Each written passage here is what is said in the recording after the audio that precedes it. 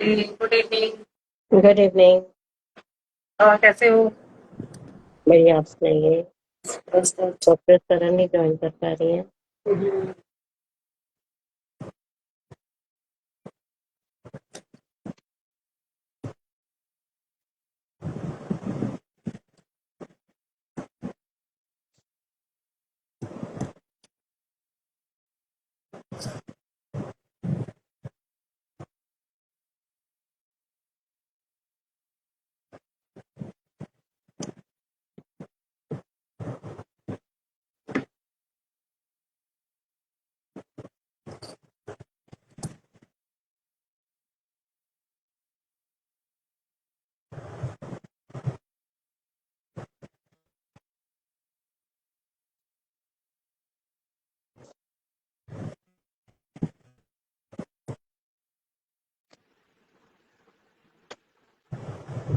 Hello. Hello doctor hello. Sir. हाँ जी, good evening. Hello. मैं ठीक हूँ, बट मुझे कोई नहीं दिख रहा आज। पूरी ब्लैंक स्क्रीन आ रही है मेरे को। पहले दिख रहे थे आप लोग। अच्छा, नहीं मेरे को दिख रहे हो।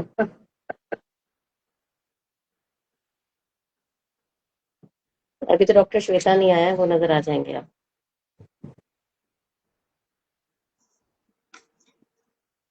मैं नहीं तो दोबारा ज्वाइन करूँ एक बारी? हाँ, कर लो।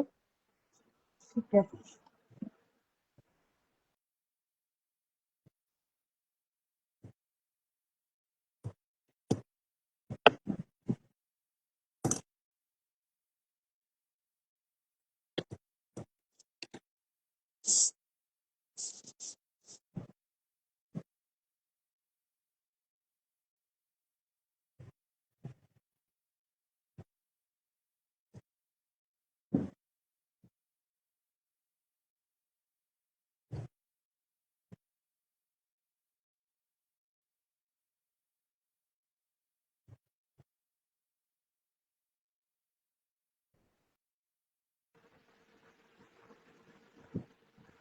Hello, welcome again. हेलो। वही मुझे लग रहा है, या तो नेटवर्क में प्रॉब्लम है, कुछ तो चलो, हुआ है। वेट करते हैं अभी उनका, डॉक्टर श्वेता का। हम्म।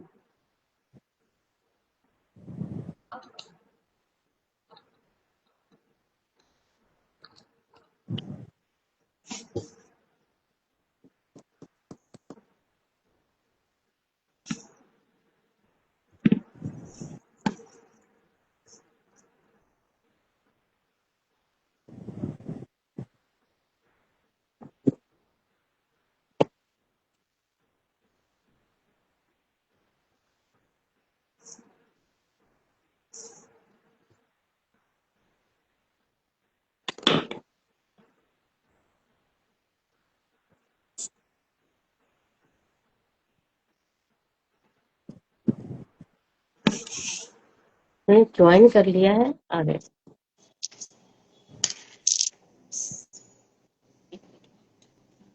Welcome doctor Shweta. Hello, ma'am. How are you? I am good. Hello doctor Shweta, how are you? Hi. Hi, ma'am. How are you? I'm good. How are you? Hello doctor Shweta. हाँ हाँ, या कैसे हो? गुड। मैं अच्छी हूँ, मैम। आप बताइए। बस गुड यार, आप बताओ। विजिबल नहीं है लेकिन डॉक्टर श्वेता अभी हमें। क्या कह रहे हो? मैंने कहा आप हमें अभी स्क्रीन पे दिख नहीं रहे हो। मैं दिख नहीं रही हूँ? कोई बात नहीं। नहीं डॉक्टर श्वेता, मुझे नहीं, वो सब दिख रहा हमारे, है, कई बार हो जाता है। हाँ, हाँ, हमारे जैसा नेटवर्क में आई दिखते एम हैं ना। Unable to see anybody right now, I am हाँ, एबल टू हियर, बट कोई मुझे दिख नहीं रहा है। आप तीनों मुझे दिख रहे हो। गुड, ठीक है। बस मैं ठीक भी है। देख पा अच्छा। रही हूँ सबको। हाँ, चलिए गुड। स्टार्ट करते हैं। ठीक है। ठीक है। डॉक्टर श्वेता, आपका बहुत बहुत धन्यवाद लाइव पे आने के लिए। ठीक माय है, मैं प्लेजर, चलो मैम। व्यूअर्स को बताते हैं कि आप क्या कर रहे हैं। You are MD and pursuing PhD from Tantia university, a dynamic आप फोर्स तीनों इन मुझे दिख रहे होम्योपैथी हो। with गुड, over ठीक 10 है। years of clinical mastery. Dr. Shweta is the first female president of the historic Delhi Homeopathic Medical Association, a senior consultant at Orbit Clinics, and chief editor of the Hahnemanian Homeopathic Sandesh. A brilliant academician, wow. researcher, teacher, and leader, she holds multiple prestigious roles across India and the USA and has been honored with the Legendary Homeopathy Award and Kaha Anyone Award. Let's welcome the stabilizer of healing and homeopathy, Dr. Shweta Singh. Thank you so much, ma'am. Wonderful, wonderful. At such a young Thanks, age, you have ma'am. done so many things. आपका आशीर्वाद है.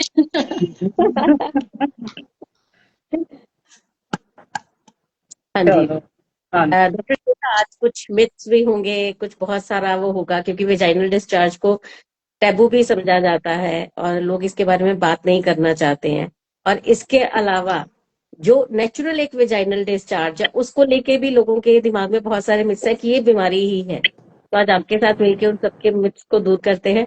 Over to doctor समीक्षा। हाँ जी, सबसे पहले तो doctor Shweta welcome. Thank you, और ma'am. आपने बहुत अच्छा टॉपिक चूज किया है, secret languages of vaginal discharge. तो सबसे पहले तो ये क्वेश्चन है आपसे कि वेजाइनल डिस्चार्ज के बारे में घरों में बात करना इतना टैबू क्यों माना जाता है? मैम, यूजुअली हमारे जो बुजुर्ग रहे हैं उन्होंने प्यूबर्टी, मेंसेस या जो भी विजाइनल डिस्चार्जेस होते हैं उनके बारे में कभी खुले तौर पर बात की ही नहीं है. अक्सर शर्म के मारे कह लो, और ये सबसे बड़ा रीजन आई थिंक है कि कभी बात ही नहीं हुई. दूसरा, it may be lack of awareness कि विजाइनल डिस्चार्ज को कहीं ना कहीं एक जो बेसिक नॉलेज है वो कहीं ना कहीं मिसिंग है, और तो लोग इसके बारे में कंफर्टेबल नहीं होते और अवॉइड करते हैं बात करना क्योंकि बेसिक नॉलेज है ही नहीं. कहीं ना कहीं वेजाइनल डिस्चार्ज को सेक्सुअल हेल्थ से जोड़ा गया है, तो इस वजह से भी लोग बहुत ज्यादा डिस्कम्फर्ट फील करते हैं इसके बारे में बात करने के लिए, जबकि it's a natural biological process many a times. So लोगों में कहीं ना कहीं ये भी मिथ है कि डिस्चार्ज सिर्फ प्रॉब्लम के टाइम पे ही होता है, जबकि ये एक हार्मोनल साइकिल से जुड़ा हुआ है, एक हेल्दी साइन भी हो सकता है, बट वो अवेयरनेस नहीं है. और थैंक गॉड कि थिंग्स आर चेंजिंग, और स्कूल्स में एट द प्रेजेंट टाइम बहुत अवेयरनेस इसको लेकर बातें होती हैं. अब जाके बातें होनी शुरू हो गई हैं, और अगर हम लोगों को समझाएं कि वेजाइनल डिस्चार्ज एक हेल्थ इंडिकेटर है, जैसे कि बाकी चीजें होती है, जब हम फीवर होता है तो टेम्परेचर चेक करते हैं, बीपी की रीडिंग्स हम नोट करते हैं कि कुछ एबनॉर्मल तो नहीं है, तो इसी तरह ये जो वेजाइनल डिस्चार्जेस हैं ये भी हमें बताते हैं कि हमारी जो हेल्थ है वो नॉर्मल है या कहीं ना कहीं कोई प्रॉब्लमेटिक चीजें शुरू होने लगी हैं. तो धीरे धीरे आई थिंक ये टैबूज जो हैं वो कम हो रहे हैं.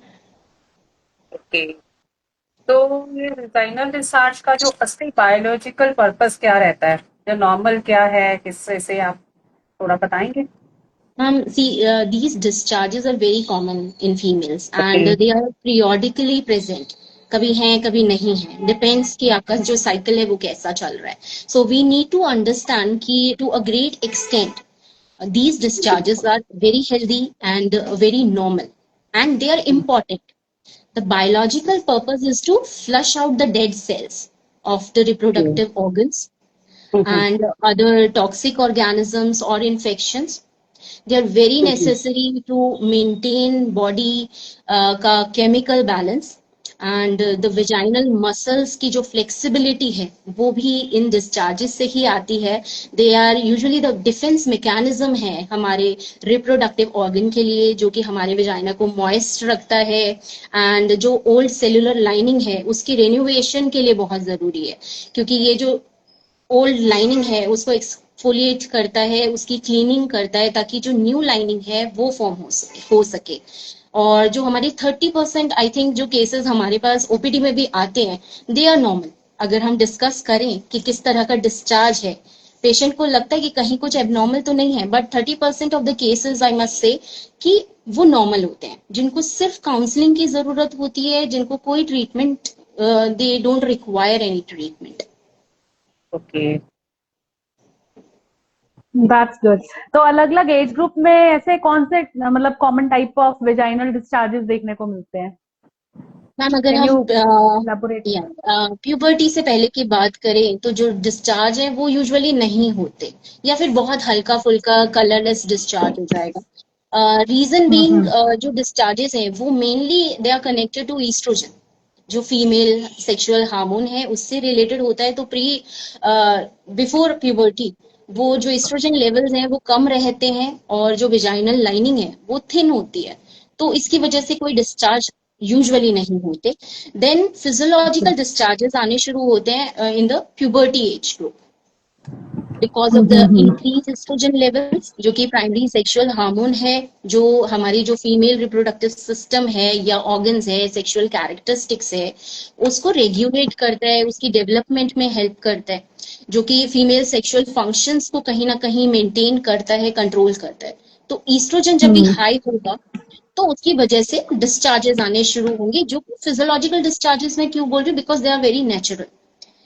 जो हमारी वेजाइनल फ्लोरा है उसमें जो वेजाइनल बेसिलस जो प्रेजेंट होता है, बैक्टीरिया, ईस्ट्रोजन की वजह से ग्लाइकोजन इंक्रीज हो जाता है और वो जो बैक्टीरिया है वो ग्लाइकोजन को लैक्टिक एसिड में चेंज कर देता है। That lactic acid is usually important to maintain the pH of our vagina. The normal pH is 3.8 to 4.2. So vaginal pH को मेंटेन रखने के लिए, उसको उसकी एसिडिटी को मेंटेन रखने के लिए दिस इज वेरी इंपॉर्टेंट, ताकि हम जो इन्फेक्शंस हैं जो उनको प्रिवेंट कर सकें। So that is natural. तो प्यूबर्टी के टाइम पे, मिनार्की के टाइम पे जो डिस्चार्जेस हैं वो बढ़ जाते हैं और वो वाइट हो सकते हैं, मिल्की डिस्चार्ज हो सकता है प्यूबर्टी के टाइम पे। ओव्यूलेशन के टाइम पे थोड़ा सा ज्यादा डिस्चार्ज हो सकता है, विच could B slippery, egg white की तरह हो सकता है। और उसके बाद हम रिप्रोडक्टिव एज ग्रुप में अगर आए तो बहुत सारे ऐसे फिजियोलॉजिकल डिस्चार्ज, बिकॉज जो फीमेल है उसको इतने सारे माइलस्टोन अपने लाइफ स्पैन में कवर करने पड़ते हैं, लाइक प्यूबर्टी से स्टार्ट हुए, देन रिप्रोडक्टिव एज में ओव्यूलेशन आ गया, प्री मेंस्ट्रुअल आ गया, देन प्रेगनेंसी आ गई। तो ओव्यूलेशन के टाइम पे हमारी जो सर्वाइकल ग्लैंड्स हैं वो, उनका जो वो सेक्रेटरी एक्टिविटी है वो बढ़ जाती है, तो डिस्चार्जेस बढ़ जाते हैं ओव्यूलेशन के टाइम पे, जो कि क्लियर होंगे और which could be stringy. Then menses से पहले की बात करें तो पेल्विक कंजेशन बढ़ जाता है, एंडोमेट्रियल ग्लैंड की हाइपरट्रॉफी हो जाती है, तो डिस्चार्जेस जो हैं वो कलर चेंज कर जाते हैं, जैसे कि व्हाइट हो गए, थिक हो गए। देन मिड साइकिल में वाटरी ही डिस्चार्ज नॉर्मल होता है। देन सेक्सुअल डिजायर्स अगर हुई तो फिर बार्थुलिन ग्लैंड्स हमारे रोल अदा करते हैं और उसकी वजह से डिस्चार्ज बढ़ जाता है फॉर इजी पेनिट्रेशन और इजी इंटरकोर्स के लिए। देन प्रेगनेंसी के टाइम पे डिस्चार्जेस प्रोफ्यूज हो जाते हैं, because there is cervical hyperplasia होता है, पेल्विक कंजेशन हो गई, जो यूट्रस की तरफ हमारा जो ब्लड फ्लो है, सर्कुलेशन है वो बढ़ गया, तो हाइपर वेस्कुलरिटी की वजह से आपके जो डिस्चार्जेस हैं वो बढ़ जाएंगे।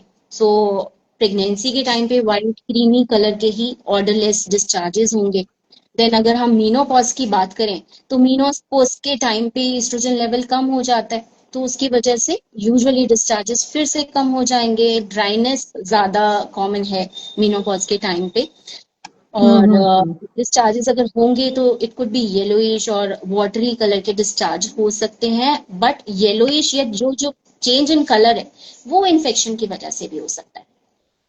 वेजिनाइटिस हो गया या पोस्ट मेनोपॉजल ब्लडी डिस्चार्जेस कभी कभी हो जाते हैं, जो कि रेड फ्लैग हैं, उसके बारे में हम डेफिनेटली अभी बात करेंगे। वही नेक्स्ट क्वेश्चन भी मेरा वही है कि कलर और स्मेल से हम लोग कैसे उसको डायग्नोज कर सकते हैं कि क्या प्रॉब्लम चल रही है डिस्चार्जेस के।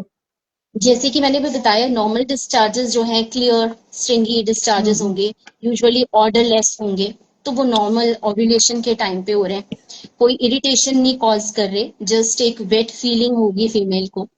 अगर वाइट क्रीमी कलर के डिस्चार्ज हैं, स्मेल नहीं है या बहुत हल्की सी स्मेल भी है तो भी वो नॉर्मल है, और स्लाइट ईचिंग भी है तब भी वो नॉर्मल है, वो भी नॉर्मल ल्यूटियल फेज के टाइम पे हो सकते हैं। थिक वाइट डिस्चार्ज हैं तो हाँ, उस टाइम पे आपके जो फंगल इन्फेक्शंस हैं या कैंडिडियासिस है, यीस्ट इन्फेक्शन है, वो उसको डिपिक्ट करते हैं। तो अगर थिक डिस्चार्ज है, उसमें कर्ड लाइक हम कहेंगे, अगर कर्ड लाइक डिस्चार्ज है और उसमें हल्की स्मेल भी है, तो वो उसके साथ साथ इचिंग है पेशेंट को, अगर वो बर्निंग आपको कंप्लेन कर रहा है, तो हम कह सकते हैं कि कहीं ना कहीं वो एक पैथोलॉजिकल चेंज उसमें आ गया है और वो एक फंगल इन्फेक्शन को डिपिक्ट कर रहा है। अगर कलर जो है वो येलो हो गया या ग्रीन हो गया विद फाउल स्मेल, बहुत ज्यादा बैड स्मेल है इसके अंदर, तो इट कैन डिपिक्ट कि एसटीडीज की प्रॉब्लम हो सकती है, सेक्सुअली ट्रांसमिटेड डिजीज हो सकता है, कैंडिडियासिस में भी हो सकता है, ट्राइकोमोनियासिस में भी हो सकता है। तो इसके साथ साथ लेकिन कलर चेंज और स्मेल के साथ साथ हमें इचिंग भी मिल सकती है, बर्निंग मिल सकती है, they can be pen during sexual intercourse. Greyish white colour का अगर डिस्चार्ज है with very much foul fishy order, तो बैक्टीरियल वेजिनोसिस का केस हो सकता है, जो कि हमें फ्रीक्वेंट सेक्सुअल इंटरकोर्स के टाइम पे देखने को मिलता है। सेक्स के बाद जो स्मेल है बहुत ज्यादा वर्स हो जाती है एंड थिन डिस्चार्ज होगा। तो बेसिकली अगर ये है तो it depicts there is some bacterial infection, bacterial vaginosis का केस हो सकता है। देन अगर येलोइश व्हाइट डिस्चार्ज है, थोड़ा सा स्लाइट ऑर्डर है, इट कैन बी सर्विसाइटिस। तो ये जो कलर चेंज है ना, येलो, ग्रीन, रेडिश कलर है, ब्राउन कलर है, ये हमेशा पैथोलॉजी को डिपिक्ट करता है। या बहुत ज्यादा स्मेली डिस्चार्ज हो रहा है, तो वो कहीं ना कहीं एक पैथोलॉजी को डिपिक्ट करता है। जब भी ऐसे कलर चेंज या स्मेल में बहुत ज्यादा आपको वेरिएशंस या चेंज मिले, तो definitely female must visit a doctor, because yellowish white discharge होगा, सर्विसाइटिस हो सकता है, it can be mixed with पस, या बैक पेन आपको मिल सकता है।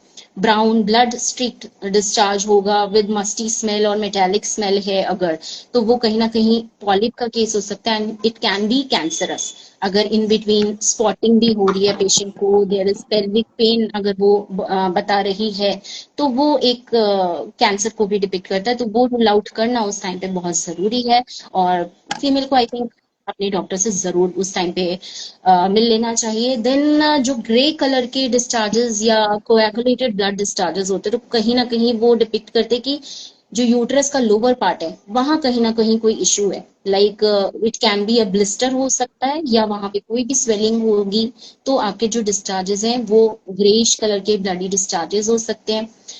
पोस्ट मेनोपॉजल फीमेल में भी येलो ग्रीन अगर या ब्लडी डिस्चार्जेस अगर हो, तो it can be because of the oestrogen level उस टाइम पे डिक्रीज हो जाता है, वेजाइनल वॉल थिन हो जाती है, and it can be because of atrophic vaginitis, जो कि हमें रूल आउट करना जरूरी है। कर्ड लाइक डिस्चार्जेस में मैंने बताया ही कि fungal infection curd like discharges में होगा, कैंडिडियासिस हो सकता है, प्री मेंस्ट्रुअल के टाइम पे भी हो सकता है। ज्यादा अगर ओरल कॉन्ट्रासेप्टिव पिल्स फीमेल ले रही है, तो उस केस में भी ये जो फंगल इन्फेक्शन है या कर्ड लाइक डिस्चार्जेस हैं वो बढ़ जाते हैं। और इम्यूनो कॉम्प्रोमाइज्ड अगर फीमेल है, जैसे कि डायबिटीज का केस है, टाइफाइड का केस है, ट्यूबरक्लोसिस का केस है, तो वहां हमें हिस्ट्री पेशेंट की जानना बहुत जरूरी है कि कहीं ऐसा तो नहीं कि पेशेंट इस चीज से सफर कर रही हो and she is immuno compromised. तो उस केसेस में भी कर्ड लाइक डिस्चार्जेस देखने को मिलते हैं।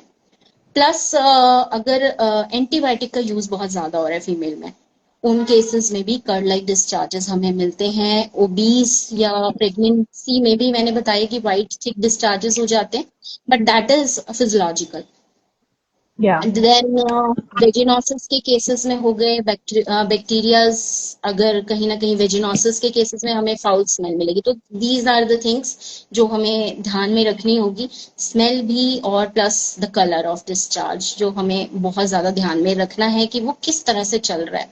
कोई भी चेंज है तो definitely you should talk to your doctor to rule out कि क्या Yeah. पैथोलॉजी है। बहुत अच्छे से एक्सप्लेन किया आपने। Hmm. Doctor Soni, over to you. जैसे अभी आपने बताया कि मिड साइकिल में जो है वो डिस्चार्ज बढ़ जाता है, लेकिन उसी टाइम में ज्यादातर जो पेशेंट्स है वो अपने बच्चों को लेकर या खुद के लिए आ जाते हैं कि पीरियड से पहले बहुत ज्यादा हो जाता है। तो उसमें नॉर्मल और एबनॉर्मलिटी को हम कैसे उनको समझाएंगे? पीरियड्स के मैम वही बताया मैंने कि अगर कोई भी चेंज हो रहा है तो आपको डेफिनेटली अपने डॉक्टर से कंसल्ट करना है। बिफोर ओव्यूलेशन, अगर हम ओव्यूलेशन की बात करें तो ईस्ट्रोजन इंक्रीज हो गया, तो स्टिकी या वाइट या वाटरी डिस्चार्ज होना that is normal. Hmm. Mid time पे भी क्लियर है, स्लिपरी डिस्चार्ज है, ठीक है, एस्ट्रोजन बढ़ा हुआ है तो हो सकता है, सेक्सुअल डिजायर है तो भी हो सकता है, तो रूल आउट करना उस टाइम पे बहुत जरूरी है। और अगर वो डिस्चार्ज ज्यादा हो रहा है, वाटरी है, वाइट है, थिक है, दैट इज फाइन। बट कहीं ना कहीं अगर उसमें कलर चेंज है, लाइक ग्रीन है, येलो हो गया है, ब्राउनिश डिस्चार्ज है, तो कहीं ना कहीं वो कुछ इंडिकेट कर रहा है सम पैथोलॉजी। फाउल स्मेलिंग है, मेटालिक स्मेलिंग है या कुछ भी चेंज बैड स्मेल है, तो कहीं ना कहीं हमें रूल आउट करना जरूरी है कि क्या इशू चल रहा है। बिकॉज कोई भी फिजियोलॉजिकल डिस्चार्ज या नॉर्मल डिस्चार्ज आपको इस तरह के कलर्स में नहीं मिलेगा और ना ही इस तरह की स्मेल मिलेगी। और सेकेंड थिंग कि जो कुछ एसोसिएटेड साइन एंड सिम्टम्स भी होते हैं जो आपको नॉर्मल डिस्चार्जेस में या फिजियोलॉजिकल डिस्चार्जेस में नहीं मिलेंगे। मीन्स ये भी नॉर्मल है कि पीरियड से पहले जो डिस्चार्ज बढ़ जाता है वो भी नॉर्मल है, और पोस्ट पीरियड्स भी बहुत फीमेल्स में हम लोग देखते हैं, तो ये कोई पीरियड से प्रॉब्लम नहीं पहले है। पेल्विक कंजेशन होती है, हम्म सिक्रेटरी हम्म मेटरल सिक्रेटरी ग्लैंड्स जो है वो हम्म हाइपरट्रॉफी हो जाती है, हाइपरप्लेजिया होता है, तो उसकी वजह से नॉर्मल है कि डिस्चार्ज बढ़ जाना। डॉक्टर समीक्षा। हाँ जी। हाँ जी, डॉक्टर श्वेता, जो ब्लड स्टेन डिस्चार्ज जैसे फीमेल्स में अगर प्रेजेंट हो जाते हैं तो उसको देख के अक्सर फीमेल्स डर जाती हैं, ये ब्लड हाँ कलर का डिस्चार्ज आ रहा है। हाँ। तो वो ब्लड डिस्चार्ज जो है वो क्या हमेशा कैंसर की तरफ इंडिकेट करता है, या तो क्या बताना हाँ, चाहेंगे आप? बहुत अच्छा सवाल है आपका। बिकॉज जब भी हम ब्लड स्टेन्ड वेजाइनल डिस्चार्ज देखते हैं यूजुअली डर जाते हैं, क्योंकि वो कहीं ना कहीं जो सिम्टम्स हैं कॉमनली आपके सर्वाइकल या एंडोमेट्रियल कैंसर को डिपिक्ट करता है। लेकिन हमें ये समझना जरूरी है कि हर ब्लड स्टेन डिस्चार्ज कैंसर का साइन नहीं है ना। ओके। ओव्यूलेशन के टाइम पे भी कभी कभी क्या होता है कि स्पॉटिंग हो जाती है, तो दैट इज नॉर्मल। पीरियड्स के आसपास भी स्लाइट स्पॉटिंग होना दैट इज नॉर्मल। कहीं ना कहीं अगर हम हार्मोनल जो बर्थ कंट्रोल पिल्स यूज करते हैं जो लेडीज, उनमें भी ऐसी स्पॉटिंग कभी कभी जब वो स्टार्ट करती है ना ट्रीटमेंट, तो वो हो जाती है। और कभी कभी वो जो जो बर्थ कंट्रोल पिल्स हैं उसका ब्रांड चेंज करते हैं, तो भी कभी कभी इस तरह की स्पॉटिंग हो जाती है। और दूसरी चीज के कुछ केसेस होते हैं जैसे सर्वाइकल पॉलिप्स हो गया, फाइब्रॉइड्स के केसेस में भी कभी कभी स्पॉटिंग इंटरमेंस्ट्रुअल हो जाती है, सर्वाइकल इरोजन के केसेस में हो जाती है, एडिनोमाइसिस के केसेस में हो जाती है, कभी कभी वेजाइनल इन्फेक्शंस होते हैं जैसे कि हमने बात की फंगल इन्फेक्शन, कैंडिडियासिस हो गया, बैक्टीरियल वेजिनोसिस हो गया, इनमें भी कभी कभी जो डिस्चार्ज है वो रेडिश हो सकता है अगर इन्फेक्शन ज्यादा हो। हमें अलर्ट होने की जरूरत कब है, जब अगर पोस्ट मेनोपॉजल फीमेल है और वो स्पॉटिंग की बात करें, that is a red flag. वो फाइब्रॉइड का केस हो सकता है, it can be a complicated case, it can be the fibroid can be turned into cancer. So वहां पे हमें ध्यान देने की जरूरत है। अगर उस डिस्चार्ज के साथ बहुत ज्यादा फाउल स्मेल है, क्लॉट्स हैं, पेल्विक पेन है, वहां पे हमें ध्यान देने की बहुत जरूरत है। और अगर इंटरकोर्स के बाद ब्लीडिंग बहुत ज्यादा फ्रीक्वेंट हो, तो डेफिनेटली हमें सर्वाइकल स्क्रीनिंग कराने की जरूरत है। और ब्लडी डिस्चार्ज जो साइक्लिक जो पैटर्न है उसको फॉलो नहीं करता, कभी भी हो जा रहा है, तो हमें थोड़ा सा ध्यान देने की जरूरत है। But her bloody discharge cancer नहीं होता, पर इग्नोर भी हमें नहीं करना है। हमें अपने डॉक्टर से जरूर उस टाइम पे कंसल्ट करना है ताकि जो कॉजेज हैं वो रूल आउट हो सके, whether it is because of infection, whether it is because of the hormonal birth control pills, और कोई हार्मोनल चेंज है। और अगर ऐसा कोई भी डाउट आपके डॉक्टर को लगेगा, definitely they will go for investigations. वो पैप्स में करा सकते हैं, वो अल्ट्रासाउंड करा सकते हैं, एंड इस तरह के जो इन्वेस्टिगेशंस है जो पैथोलॉजी को रूल आउट करे, वो डेफिनेटली आपको रिकमेंड करेंगे।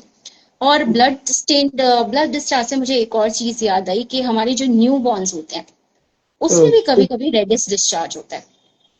तो वहां पे भी जब ऐसा होता है तो हम जो पेरेंट्स हैं वो बहुत ज्यादा पैनिक स्टेट में हमारे पास आते हैं या पूछते हैं कि ऐसा हो रहा है, क्या इंडिकेट करता है, किस चीज का वार्निंग साइन है। तो वहां पे पैनिक होने की, उन्हें समझाने की, काउंसलिंग की जरूरत है, because it is very physiological.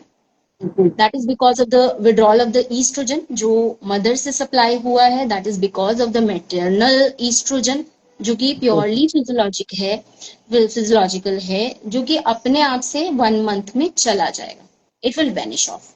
तो वहां पे भी हमें पैनिक होने की जरूरत नहीं है, वहां पे भी किसी तरह के ट्रीटमेंट की जरूरत नहीं है। ओके।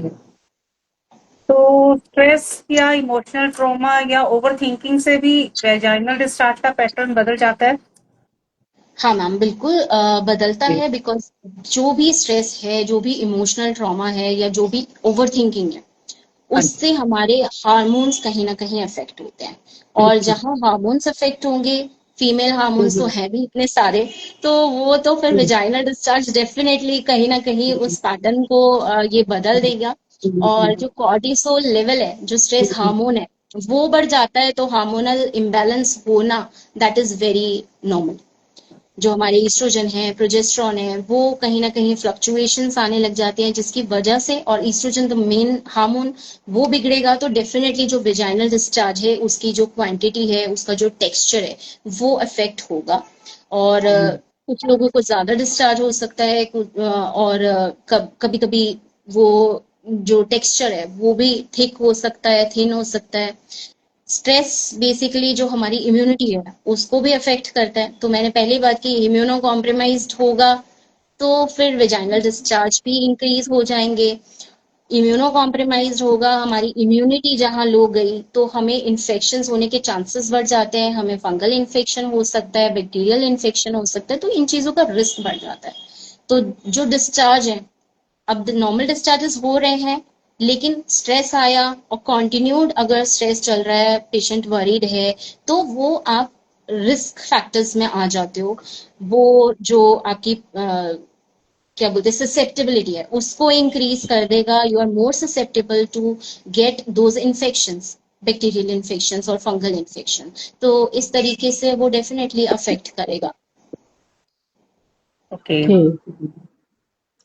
तो जैसे हमारे नॉर्मली क्या होता है, एज अ फीमेल, वो जो उनसे होती है शर्म के मारे हमारे पास नहीं आती है, कंसल्ट नहीं करती हैं, बहुत डिले कर देती हैं, तो उसका इम्पैक्ट क्या पड़ता है उनके ऊपर, मतलब उनकी लाइफ, मतलब बॉडी पे क्या इम्पैक्ट हो सकता है अगर वो प्रॉपर टाइम पे नहीं आती है तो? जैसे हमने मैम डिस्कस किया कि ये बहुत बड़ा एक फीमेल्स हमारी एक टैबू समझती है विजाइनल डिस्चार्ज को।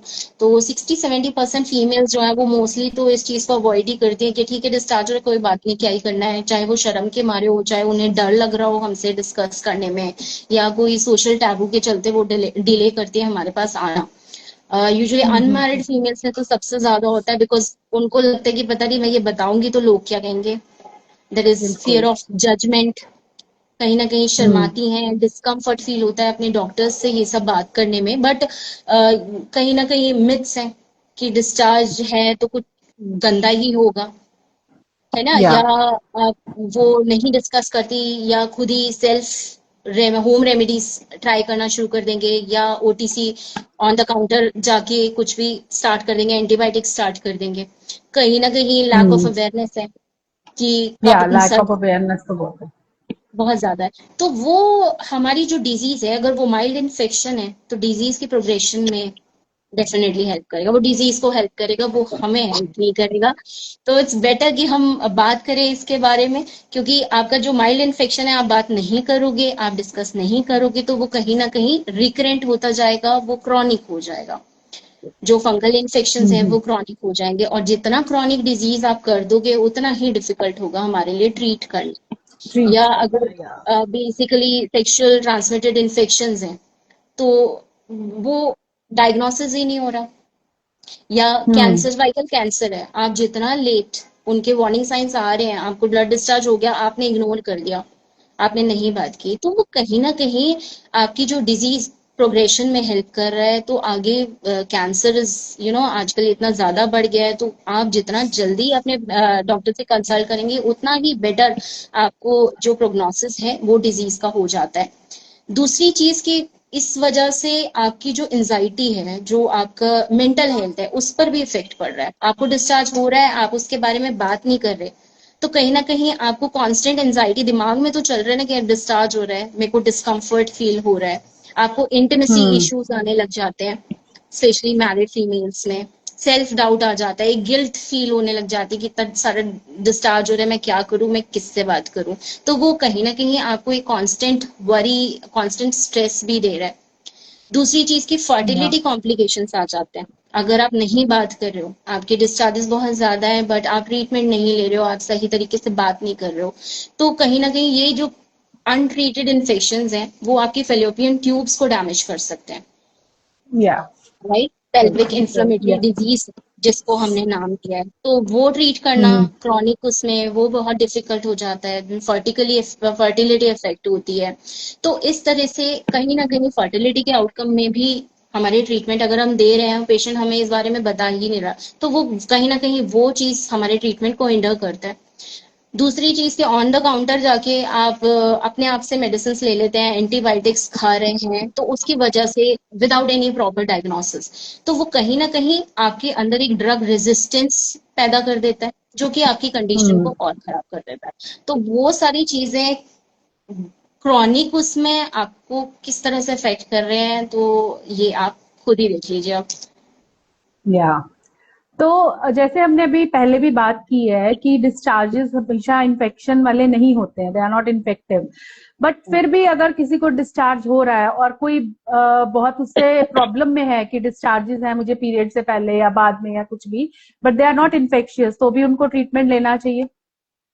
मैम डेफिनेटली लेना चाहिए, क्योंकि अगर बहुत डिस्चार्ज इन्फेक्टिव नहीं है लेकिन वो कहीं ना कहीं आपको एक डिस्कम्फर्ट तो ला रहे हैं, उसकी वजह से कहीं ना कहीं आपके माइंड में तो चल रहा है कि मुझे या ये प्रॉब्लम हो रही है, तो हो सकता है उसमें थोड़ी स्मेल हो, इन्फेक्टिव नहीं है बट स्मेल आपको इरिटेट कर रही है, कहीं ना कहीं वो डैम्पनेस आपको इरिटेट कर रही है, वो वेट फीलिंग, वो इचिंग आपको इरिटेट कर रही है, आपको अनक्लीन लग रहा है, आपको एम्बैरेसिंग लग रहा है, तो ये जो या मेंटली टॉर्चर हो रहा है, ये कहीं ना कहीं हमें इसके लिए तो काम करना पड़ेगा। दूसरा जो बिल्कुल। अंडरलाइन कॉज है, डिस्चार्ज अभी पैथोलॉजिकली नहीं चेंज हुआ है, कोई ऐसी डिजीज डायग्नोस नहीं हुई है, बट कहीं ना कहीं वो बढ़ तो रहा है, कोई हार्मोनल फ्लक्चुएशंस भी तो हो सकती है, कुछ स्ट्रेस भी तो बिल्कुल। हो सकता है कि पुअर न्यूट्रिशन की वजह से हो, हम्म इम्यूनिटी लो है इसकी वजह से हो, मे बी गट हेल्थ आपकी खराब हो उसकी वजह से हो। तो ये जो चीजें हैं, ये अंडरलाइन जो कॉज है, इनको समझना जरूरी है, इनको ट्रीट करना जरूरी है, ताकि वो डिजीज तक ना पहुंचे, पैथोलॉजी में या चेंज ना हो जाए।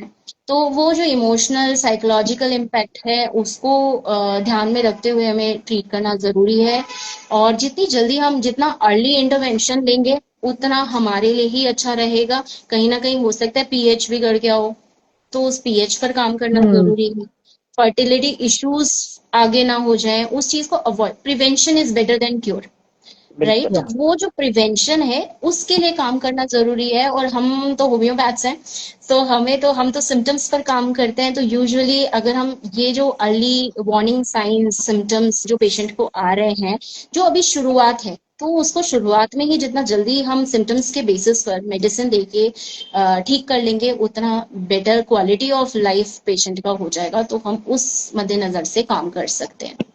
बहुत बहुत अच्छा सही आपने कहा एक्सप्लेन आपने। किया।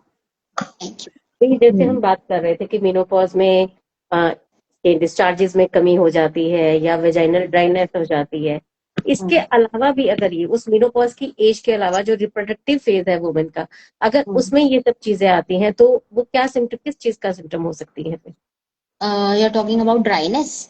यस, ड्राइनेस, एंड अगर वेजाइनल जो है, वेजाइनल ड्राइनेस प्लस आपके डिस्चार्ज में कमी हो रही है, उसी का हो गया ना? हाँ, तो क्या स्टेप लेना डिस्चार्ज, चाहिए उस टाइम? मैम बेसिकली डिस्चार्ज में कमी हो रही है तो कहीं ना कहीं वेजाइनल फ्लोरा इफेक्टेड है, कहीं ना कहीं, या फिर आपका जो वेजाइनल पीएच है वो अफेक्टेड है, तो उन चीजों पे आपको इन्फेक्शन, अगर डिस्चार्ज कम हो रहे हैं तो यानी कि जो आपकी वेजाइनल की जो लेयर है उसकी जो रिजुवेनेशन होनी है, वो जो न्यू सेल लाइनिंग बननी है, वो कहीं ना कहीं अफेक्ट हो रहा है, हो सकता है कोई हार्मोनल इम्बैलेंस हो जिसकी वजह से आपको ड्राइनेस आ रही है। और हम होम्योपैथी में तो हमारी ड्राइनेस ऑफ वेजाइना से we have a lot of medicine, we can help the patient at that time, अगर वो ड्राइनेस आ रही है, बिकॉज ड्राइनेस है तो कहीं ना कहीं इंटरकोर्स करने में प्रॉब्लम होगी, पेनफुल इंटरकोर्स होगा, तो these are the symptoms, these are the indications जो हमारी बॉडी हमें प्रेजेंट कर रही है। Vaginal discharges are very important, मैंने शुरुआत में ही बोला कि होना भी जरूरी है, क्योंकि तभी या तो जो आपकी रिप्रोडक्टिव हेल्थ है वो हेल्दी रहेगी, अगर वो नहीं हो रहा है that is also indication of some pathology, या वो कहीं ना कहीं पैथोलॉजी पे ले जाएगी, ओवेरियन सिस्ट के केसेस हैं, आपको बहुत ज्यादा ड्राइनेस देखने को मिलती है इन केसेस में भी, देयर इज पेनफुल इंटरकोर्स, तो कहीं ना कोई जो लिंक है वो आपको डेफिनेटली मिलेगा। तो अगर ये ड्राइनेस भी हो रही है, आपको डिस्चार्जेस नहीं हो रहा है, तो भी अपने डॉक्टर से जरूर मिले, क्योंकि they can help you in this condition. Discharges के साथ बर्निंग है, रीचिंग, इसके लिए जो फर्स्ट जो प्लान है वो ट्रीटमेंट का, वो उनको क्या सोचना चाहिए? डिस्चार्जेस के साथ burning and itching, and reaching. First plan ma'am basically सबसे पहले हमें सोचना चाहिए कि हाइजीन जो है हम उसको मे बी कहीं ना कहीं पुअर हाइजीनिक कंडीशंस में हम रह रहे हैं, या प्रॉपर वॉशिंग नहीं हो रही है, या हम कुछ ऐसे प्रोडक्ट्स यूज कर रहे हैं जो कि हमारी जो वेजाइना है उसको इरिटेट कर रहे हैं। तो सबसे पहले तो जो हमारा मैनेजमेंट है, जनरल मैनेजमेंट, उसको हमें ध्यान में रखना चाहिए। अगर वो जनरल मैनेजमेंट करके भी हमें रिस्पॉन्स नहीं मिल रहा है, वो इचिंग या बर्निंग कंटिन्यू है, तो हमें अपने डॉक्टर से जरूर कंसल्ट करना चाहिए। इसके अलावा और क्या क्या, जैसे अगर डिस्चार्जेस हो रहे हैं, इचिंग एंड बर्निंग है, अराउंड 35-40 ईयर्स की एज का पेशेंट है, तो उसके लिए कुछ टेस्ट अगर हो तो? डिस्चार्जेस अगर नहीं हो रहे हैं, डिस्चार्जेस हो रहे हैं, साथ में इचिंग बर्निंग है, कलर भी चेंज है। ओके, तो मैम पैप स्मेयर डेफिनेटली हमें कराना चाहिए, पैप स्मेयर करा सकते हैं, देन उसके अलावा अल्ट्रासाउंड करा सकते हैं हम। तो उसी में हार्मोनल एसेज हम करा सकते हैं, जिससे हमें पता चले कि कहीं कोई हार्मोनल चेंज तो नहीं है। विजाइनल पीएच हम चेक करा सकते हैं, सो दैट हम किसी न किसी डायग्नोसिस तक पहुंचे एंड हम पेशेंट को हेल्प कर सकें। ओके। बहुत अच्छा। डॉक्टर समीक्षा। हाँ जी, हाँ जी डॉक्टर श्वेता।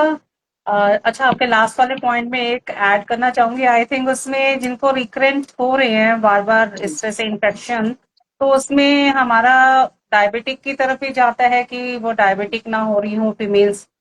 यस, डायबिटीज भी हम चेक करा सकते हैं, मे बी जो फीमेल है वो इम्यूनो कॉम्प्रोमाइज्ड हो, और इसके साथ साथ मैम टीबी, टीबी भी बहुत कॉमन है, तो वो ओके, भी अगर सिम्टम्स हमें इस तरीके के मिल रहे हैं तो we can go for that also. Okay. तो जिनको क्रॉनिक या बार बार जो वेजाइनल डिस्चार्ज हो रहे हैं, तो उसके लिए आपका होम्योपैथिक अप्रोच क्या रहता है? Homeopathy is basically symptomatological treatment है मैम, और हम सिम्टम्स पर ही काम करते हैं।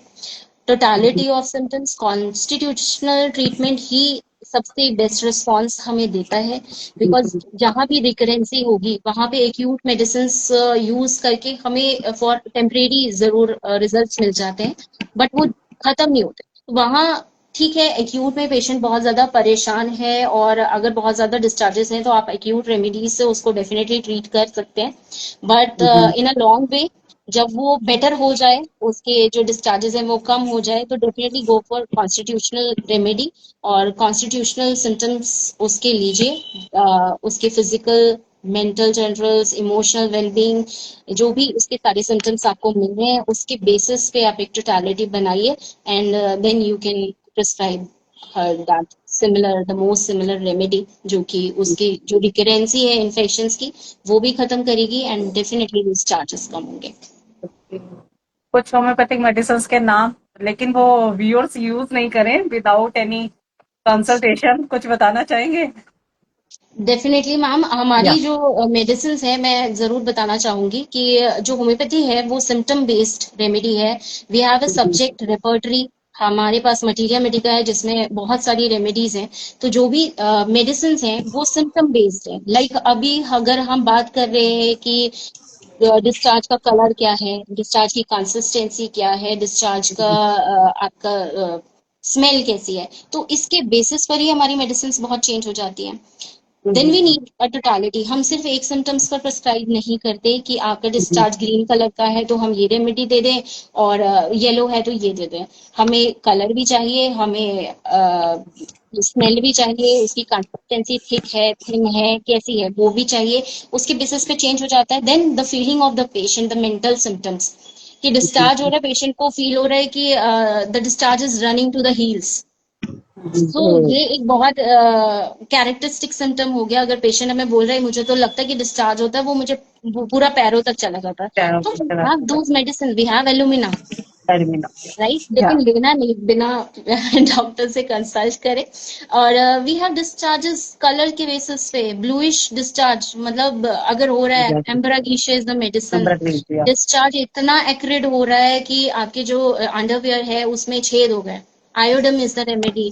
तो ऐसी कैरेक्टरिस्टिक सिम्टम्स बेसिकली हमें पेशेंट से चाहिए होते हैं। दीज सिम्टम्स में भी पेशेंट को लगे कि ये कुछ नहीं है, मुझे मतलब मुझे बताने की नीड नहीं है, नहीं बताता पेशेंट यूजुअली, बट ये हमारा काम है बीइंग अ होम्योपैथ कि इस तरह के जो की सिम्टम्स होते हैं पेशेंट्स में से, peculiar characteristic uncommon symptoms patient में से निकालना, देन एक रेमेडी तक पहुंचना कि बेस्ट। हमारे पास बहुत सारी मेडिसिन हैं, लेकिन पेशेंट को बेस्ट सूटेड मेडिसिन क्या रहेगी, वो इंडिविजुअलिस्टिक अप्रोच होम्योपैथ्स की होती है। तो दैट इज द रीजन कि हम सिर्फ ल्यूकोरिया के नाम से मेडिसिन नहीं देते।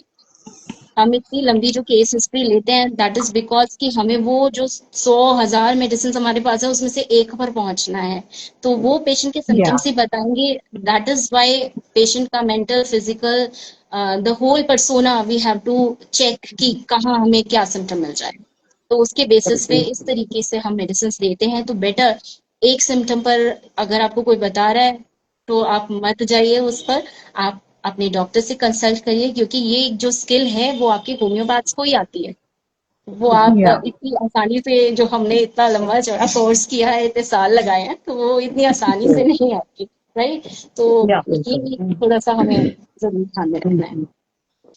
ओके, जैसे कि टीनेजर्स या मीनोपॉज फीमेल्स में जो हमारी बायोकेमिक या टिंचर्स इफेक्टिव होते हैं।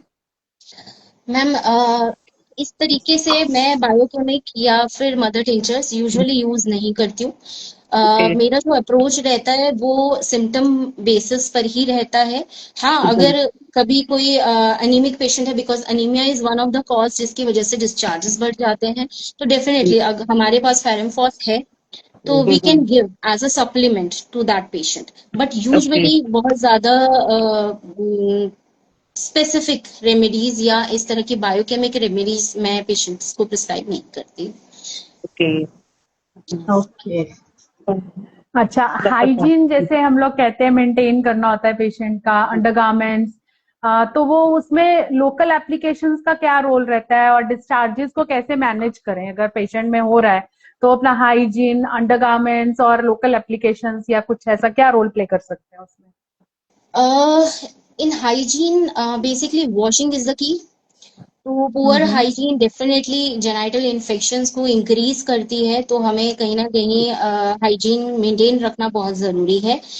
जब भी आपका जो जेनाइटल एरिया है वो गीला रहे, मॉइस्ट हो, उस टाइम पर ही एकदम से अंडरगारमेंट्स ना डालें। let the area dry and after that आप अंडरगारमेंट्स डाल सकते हैं, बिकॉज कहीं ना कहीं वो जो मॉइस्चर है वो आपके जो इन्फेक्शन है उसको, उसका रिस्क बढ़ा देगा। दूसरा, मेंसेस के टाइम पे भी जो पैड्स हैं वो थोड़ा सा रेगुलर चेंज करें, 4 to 6 आवर्स में चेंज करें। अगर आप मेंस्ट्रुअल कप यूज करें तो उसको स्टेरलाइज करके ही यूज करें। मेंसेस के टाइम पर जो डर्टी टॉयलेट्स हैं basically try to avoid them. और जो रिकरेंट यूटीआई वाले जो पेशेंट होते हैं तो उसमें इन्फेक्शन के चांसेस ज्यादा होते हैं। तो जब मैंने वॉशिंग की बात की तो wash your genital area but don't wipe from front to back, right. कहीं ना कहीं आप जो यूरिनरी ट्रैक्ट इन्फेक्शन है उसको कहीं ना कहीं आप अपने वेजाइनल में ट्रांसफर कर सकते हैं, बिकॉज अगर आप ऐसा करते हैं तो try to avoid that.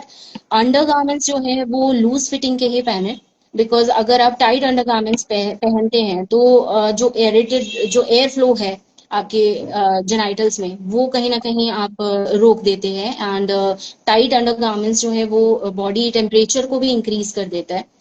it can increase and lock sweat in it and moisture कहीं ना कहीं इंक्रीज कर देता है, और जो हीट टाइट अंडरगारमेंट्स की वजह से होगी तो वो इन्फेक्शन कॉज कर सकती है। तो लूज फिटेड अंडरगारमेंट्स डालें। नायलन या सिंथेटिक अंडरगारमेंट्स को आप प्लीज अवॉइड करें, बिकॉज जो it can retain sweat and so infection बढ़ सकता है, तो कॉटन ही यूजुअली यूज करें। दूसरा, वॉशिंग की बात की तो मैं ये जरूर बताना चाहूंगी कि आजकल जो विजाइनल वॉशेस आ रहे हैं वो आई थिंक मेरे अकॉर्डिंग वो अवॉइड करने चाहिए। वो कहीं ना कहीं जो आपकी वेजाइनल फ्लोरा जो पीएच है उसको कहीं ना या कहीं डिस्टर्ब करते हैं। बिकॉज अगर हम वो बहुत ज्यादा यूज करते तो हमें एक बार को तो अच्छा लगेगा, बट वो कहीं ना कहीं ड्राइनेस कॉज करता है, और उसकी वजह से जो हमारा वेजाइनल पीएच है वो इम्बैलेंस हो जाता है। तो आपने वॉश करना है, if you are feeling like आपको हाइजीन का बहुत ध्यान रखना है, वॉश करना है, तो नॉर्मल जो पानी है दैट इज सफिशिएंट।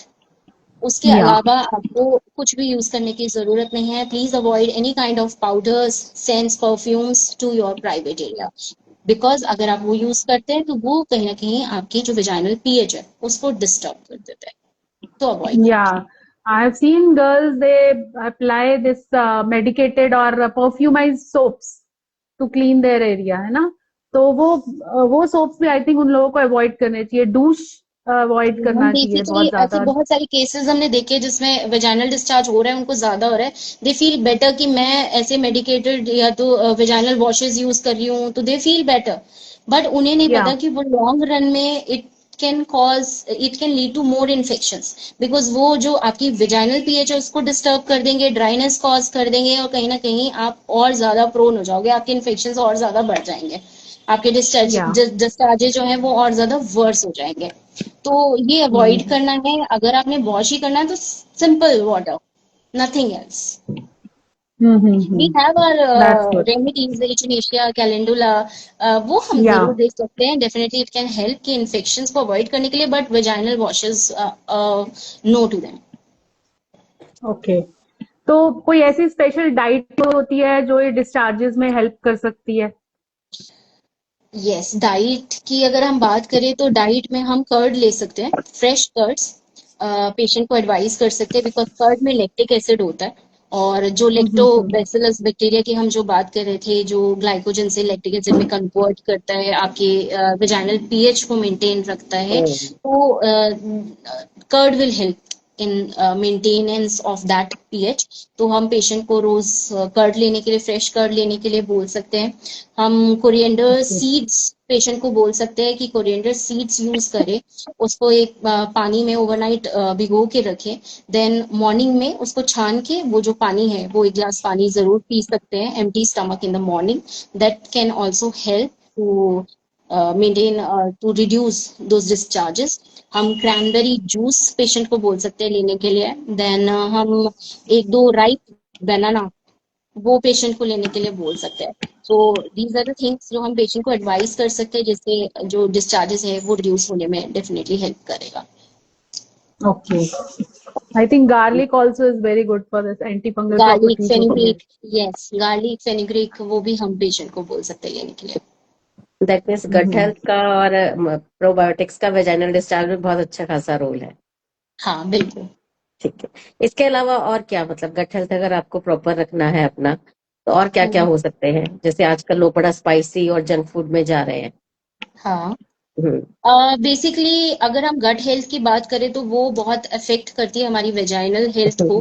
तो हमें जो इजी डाइजेस्टेबल जो फूड होते हैं, हाई फाइबर, रफेज डाइट, वो हमें बेसिकली लेना चाहिए, बिकॉज जो न्यूट्रिटिव पावर है हमारी यूट्रस की उसको मेंटेन रखना बहुत जरूरी है। तो ग्रीन लीफी वेजिटेबल हमें पेशेंट को बोलना चाहिए। हम स्पेशली एप्पल्स बोल सकते हैं, एप्पल्स आर वेरी न्यूट्रिटिव, और जो आपकी वेजाइनल जो हेल्थ है उसको मेंटेन रखने में डेफिनेटली हेल्प करता है। One of the reason of vaginal discharges constipation. तो कॉन्स्टिपेशन अगर पेशेंट को है तो उसकी वजह से भी डिस्चार्जेस बढ़ जाएंगे, तो वहां हमें पेशेंट को कॉन्स्टिपेशन रिलीव करना बहुत जरूरी है। तो हम पेशेंट को पपाया लेने के लिए बोल सकते हैं, गुआवा लेने के लिए बोल सकते हैं। हाई फाइबर और जो ग्रीन लीफी वेजिटेबल या रफेज डाइट जो है वो उसमें भी हेल्प करेगी। दूसरा, कर्ड की हम बात कर ही चुके हैं, बटर मिल्क हम पेशेंट को लेने के लिए बोल सकते हैं। देन आपका hydration, that is also very important. पानी जितना ज्यादा से ज्यादा पेशेंट पिएगा उतना ज्यादा अच्छा है, बिकॉज ये वेजाइनल टिश्यू के हाइड्रेशन में भी हेल्प करता है। और we can ask the patient to avoid mushrooms. Mushrooms थोड़ा सा अवॉइड करने के लिए बोल सकते हैं, रिफाइंड शुगर अवॉइड करने के लिए बोल सकते हैं, जैसे कि मैम ने बोला जंक फूड, तो डेफिनेटली वो तो पेशेंट को अवॉइड करना ही है। And no smoke and no alcohol. So Yes. ये तो हर डिजीज के लिए है कि नो स्मोक नो अल्कोहल। अब लेमन एक वाटर ले सकते हैं? क्या चीज? लेमन लेमन वाटर, वाटर, नींबू पानी, डेफिनेटली मैम ले सकता है है। ना? तो ले सकते हैं। और डायबिटिक पेशेंट्स को सब कुछ बंद करना है, वो कुछ तो हम मीठा नहीं खाना क्या है। ही बोले। नहीं, डायबिटीज का जो डायबिटिक फीमेल्स में हम लोग जनरली देखते हैं कि बहुत ज्यादा उनको ईचिंग का प्रॉब्लम बहुत होता है, इतना डिस्चार्ज का नहीं होता जितना ईचिंग का होता है उनको। Because they are more prone to that infection, immuno Yes. Compromise है, डायबिटीज कंट्रोल नहीं है, सबसे पहले तो डायबिटीज कंट्रोल कराना मुश्किल डायबिटीज है। कंट्रोल में बहुत सो जरूरी है। बेसिकली वही रीजन है। आई थिंक हमारे क्वेश्चंस कंप्लीट हो गए हैं, तो मैं चाहूंगी कि आप जो फीमेल्स शर्म या डर के मारे अपनी इस रिप्रोडक्टिव हेल्थ को डिस्कस नहीं करती हैं, उनके लिए आप मैसेज जरूर दें ताकि आगे आए और खुद को ठीक करें।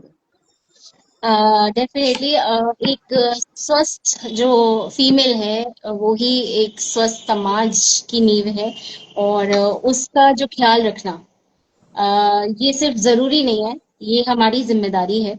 सो मैं आप सभी से सिर्फ यही रिक्वेस्ट करूंगी कि अपनी जो हेल्थ है, अपनी बॉडी है, उसको समझिए। अपनी बीमारी या सेक्सुअल हेल्थ से रिलेटेड जो भी प्रॉब्लम्स हैं उन पर खुलकर बात कीजिए। खामोशी नहीं चाहिए, जानकारी और संवेदना जो है वो ही आपका हक है। So talk about it, and जिससे जो मदद मिले डेफिनेटली, और डॉक्टर से बात करना वो कोई बुरा नहीं है। अपने डॉक्टर से बात करिए, मिलिए, डिस्कस करिए, उसमें शर्माने की बिल्कुल जरूरत नहीं है। सो दैट इज आजकल गवर्नमेंट ने एक वो नारा दे रखा है, बी वोकल लोकल, मैं कहूंगी बी वोकल, बात डेफिनेटली। करिए। बिल्कुल। डॉक्टर साहब, आप लोगों के क्वेश्चंस कोई? नहीं, नहीं, वैसे बस तो डॉक्टर श्वेता ने वैसे बहुत अच्छे काफी से सारे इंफॉर्मेटिव एक्सप्लेन था। कर दिए। नहीं, बिल्कुल। काफी कम समय में आपने बहुत अच्छा हमें बहुत बताया। अच्छा। थैंक आशा करते यू। हैं व्यूअर्स को भी बहुत अच्छा लगा होगा। I hope so. चलिए, थैंक यू वेरी मच इस प्लेटफॉर्म पर आने के लिए। Thank you so much thank for you. Inviting me. Thank you so much. Thank you doctor V Shweta. Really like your मिलते हैं। Session. Thank you so much. चलिए, मिलते हैं नेक्स्ट वेडनेसडे एक नए जी, होम्योपैथ के साथ और डायनामिक होम्योपैथ के साथ। या okay, bye bye, good bye night. Okay, bye bye. Bye bye.